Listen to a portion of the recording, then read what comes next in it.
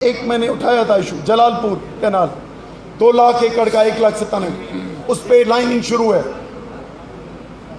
लेकिन चोलिस्तान और चौबारा जो ग्रेटर थल है उसका एक्शन रुका हुआ है। मैं सिर्फ चीज़ें ऐसे बताऊं तो हमें नज़र भी रखनी है, और क्योंकि उनको या हमें ख़रीद करना है या हमारी गलतफहमी निकालनी है। उन्होंने अभी ये तय नहीं किया कि भाई फैसला करते हैं जो सही हुआ हम वो करेंगे, अभी उन्होंने ये तय नहीं किया।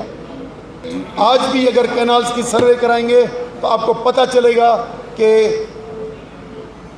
जो अपर रायपेरन है वो अपने हिस्से से ज़्यादा हिस्सा कमांड एरिया में डाल दी है और आबाद कर रहे हैं। जो जाबलू इलाके हैं, कोहिस्तानी इलाके, केवड़ा माइंस, अब उस तरफ ये कैनाल जलालपुर निकल रहा है जहाँ पे आपने देखा कि 12 नई ज़मीनें हैं।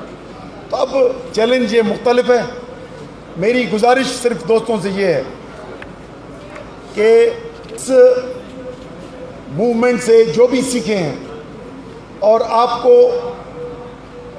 की एजिटेशन एडवांस जो लोगों ने पसंद की, इसको हम नतीजों तक ले जाएं।